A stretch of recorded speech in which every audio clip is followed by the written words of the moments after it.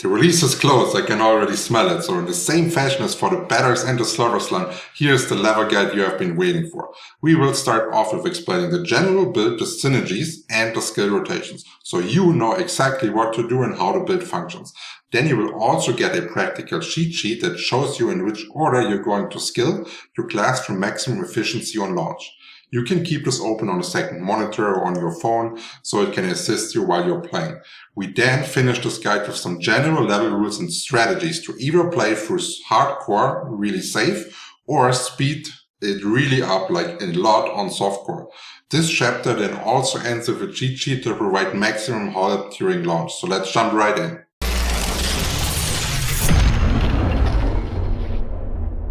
So we are taking a look now at the Druid, to be more specific, at the Werebear Zookeeper Druid that has insane potential to the level early on.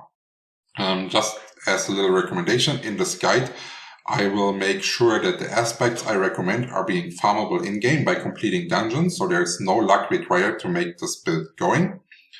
You will also have a little recommendation what gems you can socket right here. And we will go over the boons as well, so you basically have a full coverage. But let's actually start with the skill tree, so you know how all the synergies work, and I try to explain you the rotation you have to do with your skills to max out your damage, and how everything makes one big pile of damage and tankiness. So cause the problems that we have to solve on the Druid is we need to get our spirit generation up a lot to actually be pumping out this damage. And we are melee with limited mobility, which means we need to get tanky to take a hit. We cannot dodge everything, even though if we wish to, we have not the mobility to do this, so we need to be tanky. And surprise, surprise, the Druid probably has the most versatile early game skill that I've ever seen. Like, it has everything that solves so much of our problems just with this skill already. It is Storm, this is important later on, 25% damage reduction. We can immobilize and we can make enemies vulnerable at a pretty high chance. And if you don't know, vulnerable is the best damage multiplier in the damage bucket. So a build without vulnerable is always weak. And we're basically getting all this value just in our first selection right here, which is great. Then we are having Pulverize, which transforms us into a Werebear, gives us the chance to overpower, which means a shit ton of damage for free every 12 seconds while we are remaining healthy. Healthy means over 80% health, and we are working a lot with Fortify, so staying over 80% health is a lot easier for a Druid than you might think, so this will happen quite often. And again, paired with the 25% damage reduction, we are now already at 45% damage reduction.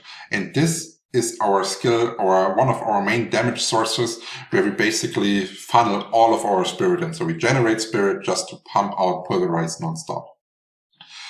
With the selection right here, we are having the Heart of the Wild as an unlock. We don't need the maximum spirit that much, but this is something we really need, getting more spirit going from our basic attacks. And since this Pulverize is going to be our main source of damage, we now have the option that it may cost a bit more, but we're also dealing more damage. So this is definitely worth it. It costs 9% more. We are able to get this easy, and only benefit from the positive, basically. Here we're having a critical strike chance against close enemies. That is decently important. Also, you could go this all the way up to +3. It's not too bad in this build. Then we're having damage reduction while in Werebear form, which is nice, because this, our main skill that we want to be pumping every time, is transforming us into a Werebear, so we can have this up whenever we're dealing damage and we have to be close to monsters. Then I've already said this multiple times before, that every build needs to have an unstoppable, and with the Urban Bulwark, we don't only get unstoppable, we also get a pretty high shield of our base life, and we are getting Fortify, which then allows us to be more likely to be healthy, and Fortify also increases our overpowered damage, so it's a double effect right here. The Druid is lacking a bit of resistances, so getting the Ancestral Fortitude in the mid to late game is definitely worth considering. Then I've already said we are like a Pulverize Zookeeper Druid. We are not fully Zookeeper yet for leveling. Later in the late game, if you find some rare legendaries, you can go full Zookeeper and drop the ultimate. But for leveling, I think 2 companions is a good fit. You will go with the wolves, and you can see right here the wolves are dealing more damage to poisoned enemies, which is important. And we are having another source to gain our Fortify. And our Poison Creeper is making enemies poisonous, so it scales onto the wolves. We also have the option to bring out some CC with the Immobilize here. And if we're activating it, the duration gets even longer. So we're having a nice DPS uptime. So we already know now the rotation. So it's important that we're getting the Poison Creeper first, right? Then we command our wolves and finish with the Pulverize. And since we have 2 companion spells right here, the Call of the Wild scales really nicely, giving us a total of 60% bonus damage if we scale on those 2. Then in the next tier, we are having just some bonuses for the poison. So the poison is slowing. That's not that important. Important is that we're getting 30% critical strike damage to poisoned enemies. This is really important. And then we're going in this tree right here, where we are doing more damage to elites. Nice multiplier. And now here we're having one of our main sources to sustain. So whenever we are dealing damage with a spirit skill, we are healing for 3% of our maximum life. That means when we are attacking, we are actually healing. If we're using Bulwark here, we have the barrier, so we are really tanky while we are close. Then we have damage against vulnerable enemies. If you remember, still, it was a storm skill, and we are able to make the enemies vulnerable. And now we're coming to a key part of this build, the resonance. That means triple this bonus if an earth skill is the next skill cast after a storm skill. So our rotation is we are going to use the Poison Creeper, then command the wolves. We can use our Storm Strike to make the enemy vulnerable, and it is a Storm skill, to then use our Pulverize. But here comes the clue. Pulverize is actually not an Earth skill. But we can farm an item called Aspect of the Urzin that makes Pulverize an Earth skill, so we can get the triple bonus on this passive. It is really, really strong. And also while we are here, another one that's really good is that your core skills deal more damage based on the amount of Fortify you get. So Pulverize will basically constantly be dealing more damage because we will be fortified almost the whole time. And now let's talk about the ultimate. The ultimate is Grizzly Rage, and we have a perfect aspect here that will increase the duration. And whenever we are dealing critical strikes, we are getting more damage. And if we're looking at the ultimate Grizzly Range, that means we are turning into a werebear for 10 seconds. We are getting bonus damage and bonus damage reduction. And we already have, if you remember, the damage reduction while in werebear from Iron Fur. So that also adds up here. We are unstoppable. So the whole duration of the Grizzly, we will not be able to be CC'd. And we are gaining Fortify, so we can stack up the Fortify insanely. And now comes the clue. Whenever we are doing a kill in this Grizzly form, we are getting another second onto our Grizzly. So in total, we would have, with this legendary, we could get up to 25 seconds of being unstoppable, increased damage, and all of this. And this scales even harder with the key passive that we can use, Urban Might, where we have a lucky hit, which means at a certain chance we can get that all of our attacks are guaranteed critical strikes for 5 seconds. This scales again in our critical strike damage.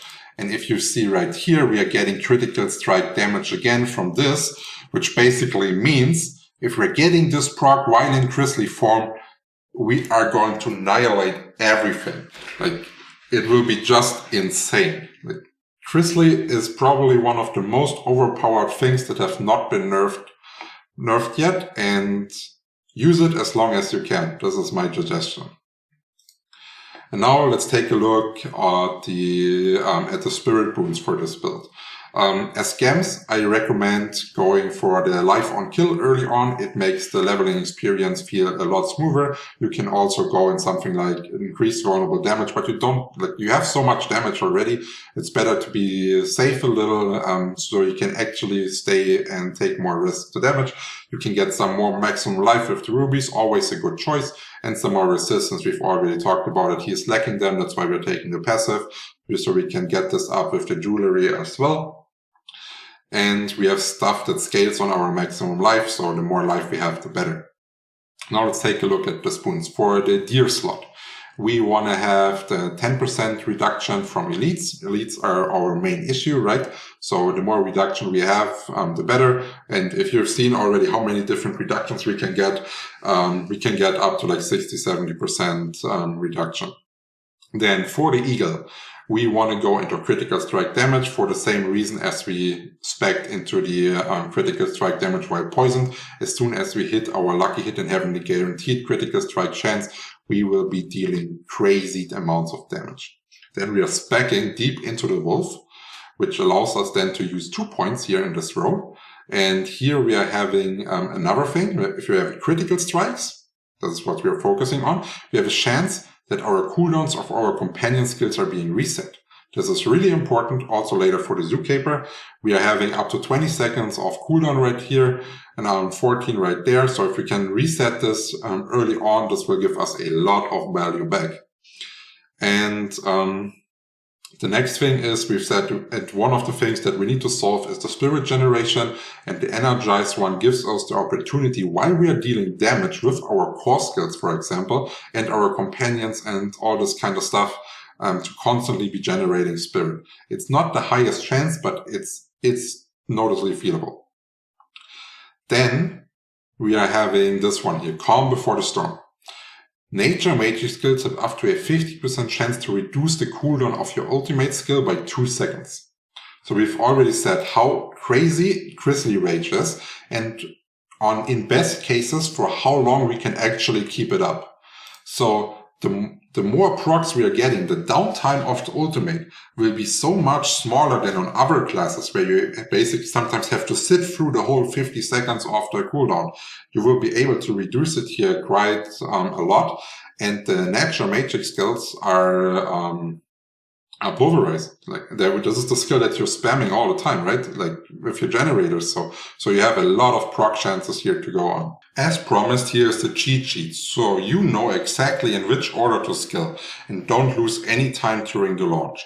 We will not go over it in detail as we have just discussed the build in total. Either pause the video to use it or just follow the link in the description, where you will also find the d4builds.gg link. If you are interested in a full guide collection of all of my Diablo 4 content, I highly recommend using my Twitch Smart Hub that I created for you guys, where the goal is, no matter what question you have about Diablo 4, you will basically see the question here listed, and you can click on it and you will have a video guide for it.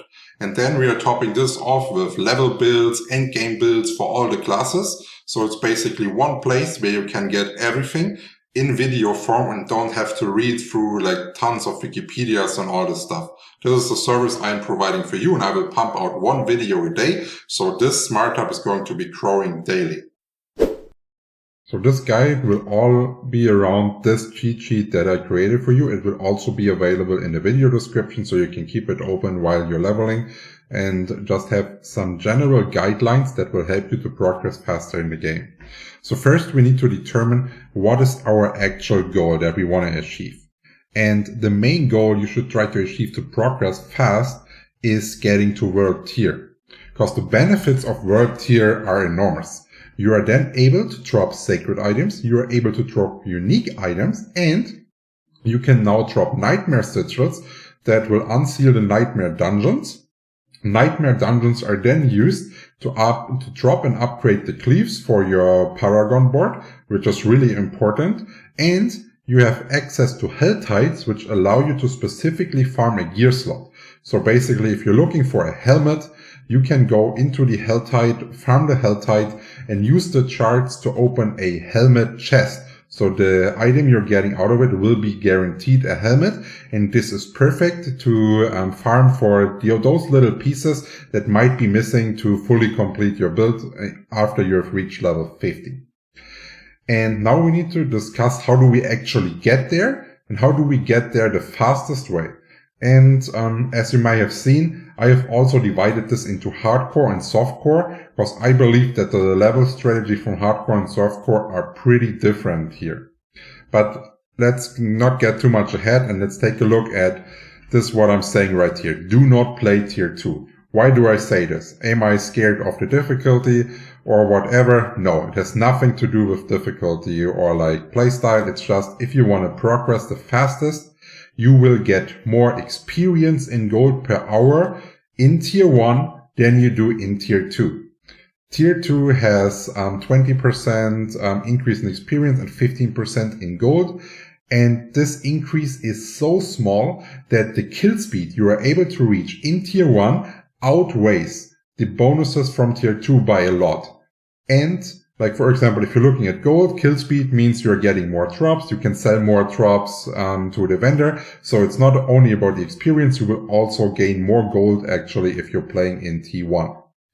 Then we need to take care of some general level rules that we should make sure that we are taking a good look at. And this is, for example, upgrade your healing potions every 10 levels at the Alchemist. This is extremely important. They will heal you by so much more. And so we have the material to actually do this all the time. Means we have to collect all the herbs that we see. It's really important. Herbs, you collect all of them. Otherwise, we want to be efficient. So if we're seeing an ore that is not in our direct pathway, we will not go there and collect it. We will just continue walking. You will get more than enough materials, so you don't have to worry about the ores.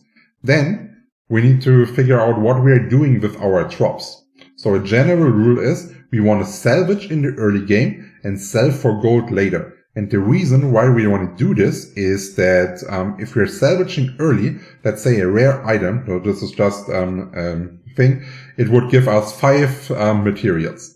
If we are level 70 and we're dropping a rare item, it will still give 5 materials. But the higher the item power of a level is, which will be increasing the farther you go, the more gold you can sell it for at the vendor. So the more we are able to salvage early and sell later, the more materials we have once we go into the end game to start our crafting processes. Then also important, maybe some people have skipped on it, EXP potions are available at the Alchemist. So if you want to, you should have them running all the time. And a lot of people were using like resistance potions, and they were checking in the materials, in the stats, what element, for example, they were missing in the resistance. And I highly recommend going for A speed early. It's the best one. You don't need the resistances yet. You really need like high resistances once you're going into the capstone dungeon or world tier 3. So don't miss out on this damage right there. Then something other that's huge is uncover unknown areas from right to left. So that means always go in the right circle if you have the options. This will help you memorize the areas a lot faster. If you're doing it steady, you will be more efficient. And another thing that's really important, if you're playing in a group and everyone knows that you're going from right to left all the time, it is so much easier to stay grouped and you don't have people wandering off. So important rule. Then another one that increases your kill speed a lot is that you never stop to kill small groups of trash. Always gather into elite packs to have the highest effective DPS uptime. I see many people and streamers, like when they have like 6 or 7 mobs on their ass, they already start like killing them, spending time to cast their skills, which they could easily do as well while there's an elite pack there without taking any additional risk. Sometimes it's even better to have more trash at an elite pack so you can heal off them and do all this kind of stuff. Then something important, which I also saw a lot of people doing, they are switching gears whenever they drop something. And then they are not even able to do this while walking. So they drop one gear, they open their inventory, they stand still, they try to figure out if it's better or not, and then decide and then continue the game. This breaks your game flow massively and will drop your progress a ton. So if you're not able to do it while walking, just do it after you complete a dungeon when there is a 30-second timer until the new dungeon opens and stuff like this. Try to use this to your advantage and not waste time. Then something else that's important is you need to unlock your class specialities as soon as the quest pops up. It's different levels for all classes. So for example, on the sorcerer, it's level 15. As soon as you hit level 15, you want to do this quest and get this power up as fast as possible. Then something else that's really important is that you are pathing in an area. Means you want to try to collect all the altars that are available already while you're pathing through this area. There is going to be location guides available, so use them, please. You will save a lot of time by not having to backtrack to these areas. You will get instant stats from the altars right away. And third option, why you should always be doing is you will also get renown from collecting this, and renown gives you great goodies like additional potion charges, additional skill points. Like they're really great. And then something probably a lot of people have been sleeping on, that healing wells, even if you pick them up while you are at full health, they can also trigger cursed events similar to shrines or chests. So whenever you see a healing well, even if you're full HP, click on it. It could be an event and you would be missing out on those obols if you don't do it this way. Now let's take a look at the different level strategies. We're having hardcore and softcore, and hardcore is a little different. The reason why we are making a difference here is the monster scaling of your level. So if you are level 15, the monsters are level 15. If you are level 20, the monsters are level 20, and so on. You cannot easily go into like a easier area, go back there, demolish them, and farm your power level up so you can continue. This means in hardcore, it is not wise to go full level speed, level as fast as possible. It's better to have a strategy that allows you to get the least amount of experience while being able to get the highest amount of legendaries per drop rate. And to do so, I highly recommend that you rush through the campaign until you get your mount, because the mount is going to be really important speed-wise to be efficient.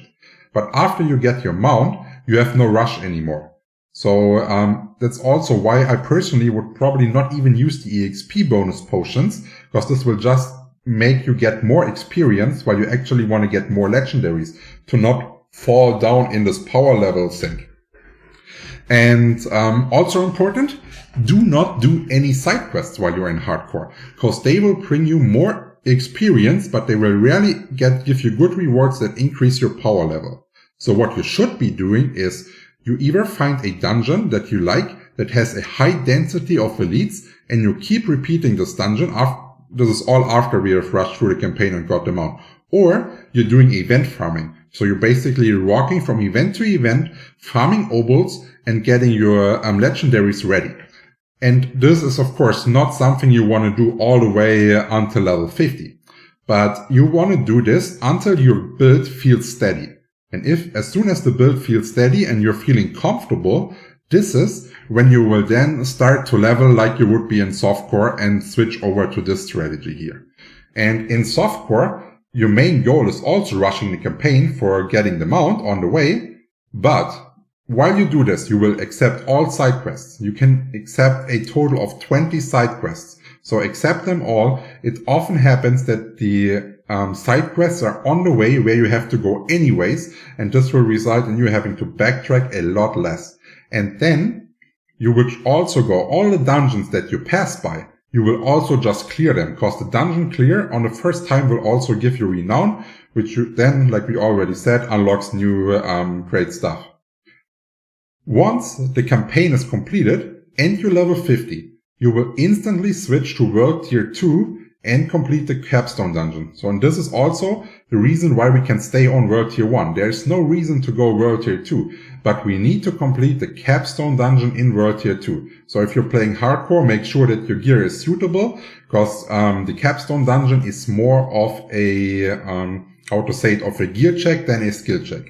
And also important to note is that the monsters in the capstone dungeon do not level with your level. So the monsters in the World Tier 2 capstone dungeon are level 50. So if you're feeling uncomfortable as a hardcore player, you can level up higher to get more strength going before you go into the capstone dungeon, or maybe farm more to get a build ready that you feel comfortable with doing. If you're softcore, I would just try to plaster it right away to get it done, because the faster you are in World Tier 3, the better it is. And once you have managed to complete this dungeon, you will be World Tier 3. And you will immediately start looking for Hell Tides to finish missing legendary affixes that you need to complete your build. And once you have a build completed, it doesn't have to be perfect rolls or whatever. I highly recommend starting to farm helmets there, because the Harlequin Crest, an insane unique item, is what you can get from this specific farming method, and it gives +4 ranks to all skills. It has health, damage reduction, like it's the perfect item and fits almost all classes and all builds. So I would personally try to go for this. And while the Hell Tides are on cooldown, so they will be vice versa, 1 hour up, 1 hour down, something like this, you're going for Nightmare Dungeons to farm your cliffs and level them up for your Paragon board to advance even further. And yeah, this is basically it. This is my strategy that I'm going to use on release. And I hope you enjoyed it as much as the cheat sheet for the Diablo 4 Server Slam. If you have any more questions, just leave a comment down below the video. I will always answer everything in less than 24 hours. Or you can just drop by our Discord server, where you will get helped immediately. And another great way to get in touch with us is by joining in our Twitch, where we are now having a unique streaming concept. So I will be playing hardcore only, and you are the one that can actually benefit from it. Because whenever I die, it will trigger a community event, and you can then win great prizes out of the cash shop. So you can win skins, you can win mounts, and even battle passes. So don't forget to subscribe to not miss out. Cheers!